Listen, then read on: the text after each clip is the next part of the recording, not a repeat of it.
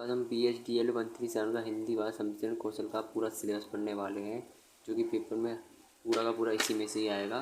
तो नोट्स बना लेना या फिर सिंपल ऐसे ही पढ़ लेना, तो हिंदी में तो समझ तो आ ही जाएगा। तो इससे पहले संप्रेषण की प्रक्रिया। संप्रेषण होता क्या है? एक तरह का संप्रेषण का मतलब कम्युनिकेशन, तो उसे कहते हैं कम्युनिकेशन बढ़ाना हिंदी में।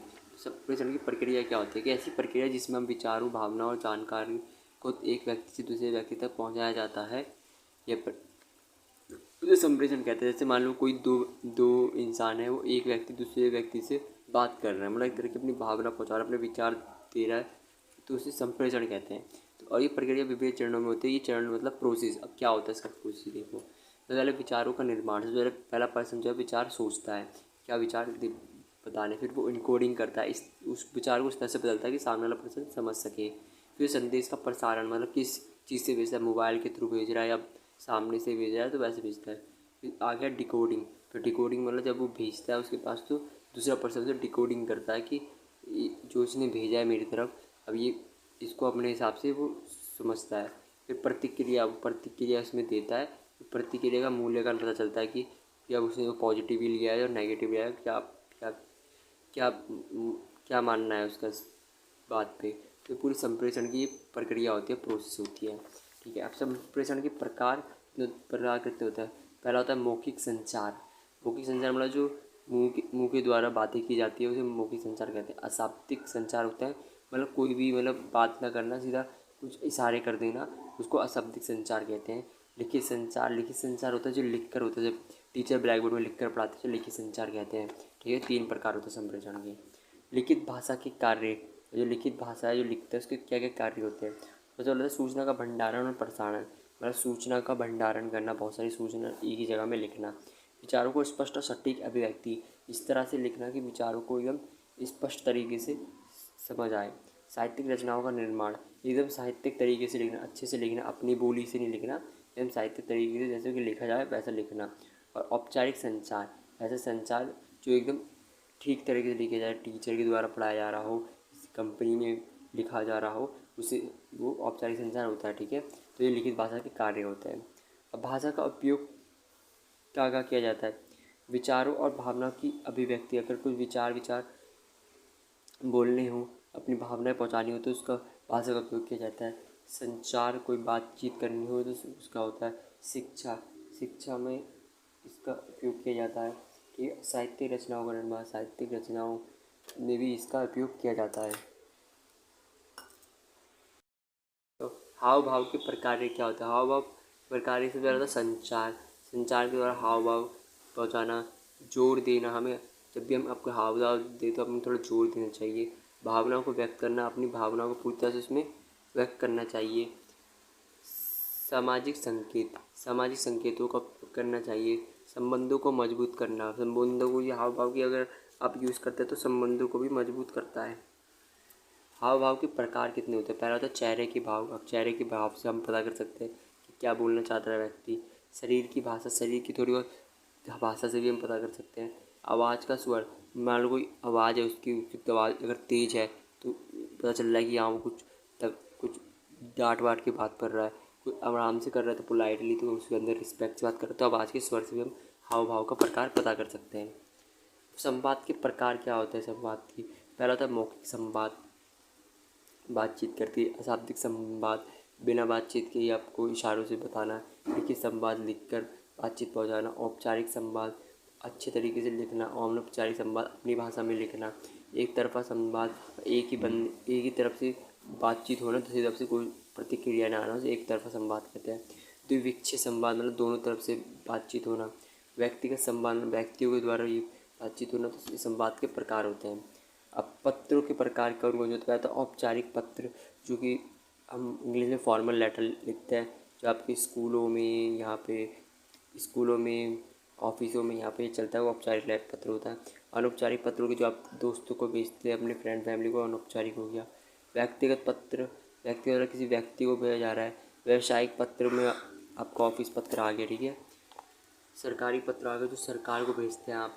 शिकायत पत्र आ गया, जिसमें आप शिकायत लिखते हैं। धन्यवाद पत्र, जिसमें आप धन्यवाद देते हैं। क्षमा याचना पत्र, कोई क्षमा मांगना। बधाई पत्र किसी को बधाई देना, शोक पत्र किसकी मृत्यु का कोई पत्र भेजना तो शोक पत्र कहते हैं। मुद्रित माध्यमों की भाषा क्या होती है? मुद्रित माध्यम मतलब जो आप देखा होगा, आप अखबारों में लिखी जाती है, किताबों में लिखी जाती है, उसे पहले औपचारिकता होनी चाहिए उसमें। औपचारिकता मतलब एकदम अच्छी तरीके से लिखनी चाहिए, उसमें कोई भी अपना शब्द नहीं होना चाहिए, जो जो चीज़ें हुई है वही लिखनी चाहिए। स्पष्टता होनी चाहिए, एकदम अच्छे से लिखा जाना चाहिए कि समझ आए। सटीकता होनी चाहिए, एकदम सटीक तरीके से लिखनी जानी चाहिए। और वस्तुनिष्ठता होनी चाहिए कि किसी वस्तु पे वो लिखी जा रही हो, ऐसी होनी चाहिए। भाषण की भाषा क्या होती है? भाषण देना, अगर मान लो कोई भाषण दे रहा है कोई नेता, तो उसकी क्या होनी है? मौखिकता होनी चाहिए, इसमें मौखिकता एकदम अच्छी आपकी बोली होनी चाहिए। अनौपचारिकता होनी चाहिए, इसमें कोई भी औपचारिकता की जरूरत नहीं है। अनौपचारिक मतलब अपने हिसाब से आपको वो बताना है चीज़ों को कि ताकि सामने वाले इस पर्सन को समझ आए जो लोग होते हैं। भावनात्मकता होनी चाहिए उसमें, भावना से जुड़ी हुई चाहिए। प्रत्यक्षता होनी चाहिए, इसमें प्रत्यक्ष रूप से होनी चाहिए। तो ये चीज़ें होनी चाहिए भाषण अगर आप दे रहे हो तो। सृजनात्मक लेखन क्या होती है? लेखन मतलब जो आप कविता, कहानियों, नाटकों में कला लिखते हैं ना, शब्द भाषा का प्रयोग होता है, वो सृजनात्मक लेखन होता है। इसकी विशेषता क्या होती है? अभिव्यक्ति होती है, शैली होती है। शैली मतलब एकदम अच्छे से लिखी जाती है। पात्र होना चाहिए इसमें, एक कथानक होना चाहिए और विवरण होना चाहिए इसमें। ये सारी चीज़ें विशेषताएं इसकी होती हैं ये सारी। अब सृजनात्मक लेखन कैसे सीखते हैं? पढ़ लिख कर आप सीख सकते हैं, लिख कर आप सीख सकते हैं। प्रतिक्रिया ली, अगर कोई दूसरे लिख कर आप दूसरे से प्रतिक्रिया लेके आपने कैसे लिखा, इसकी कक्षाएं लें, इसके लिए अभ्यास करें अलग अलग जाके, तो इसे आप सीख सकते हैं इस तरह से। सृजनात्मक लेखन के प्रकार क्या होते हैं? पहला आप कविता होगी कि कविता आपने सुनी होगी, कहानियाँ होती हैं, नाटकों में इसका यूज़ होता है, निबंध जब करते हैं तो निबंध में इसका यूज़ होता है, और उपन्यास मतलब किसी का उपन्यास, किसी किसी ने उपन्यास लिखा हो किसी एक बुक में, तो उसका वो सजल लेखन के प्रकार होते हैं।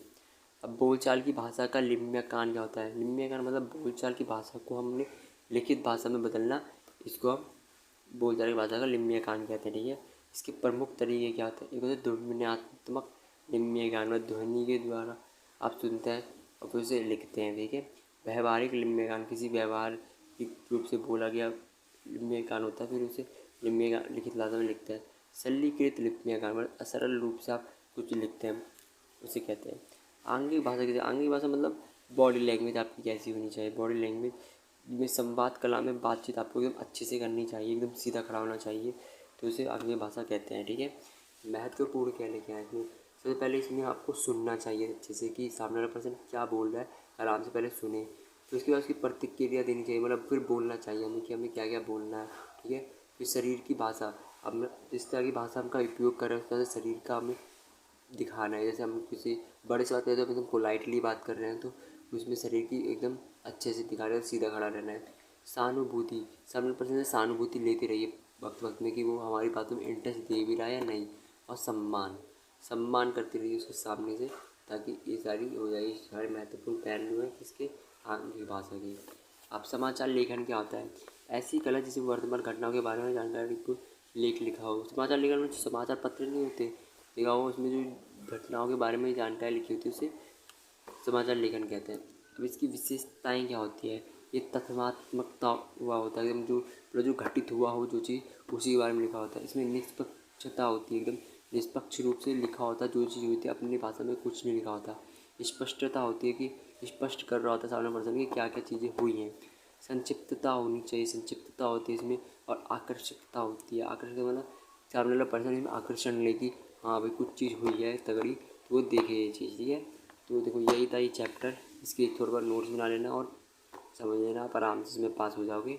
और प्रीवियस क्वेश्चन पेपर होगा तो वो टाइम होगा तो वो देख लेना, नहीं तो ये दोबारा एक बार दोबारा सुन लेना।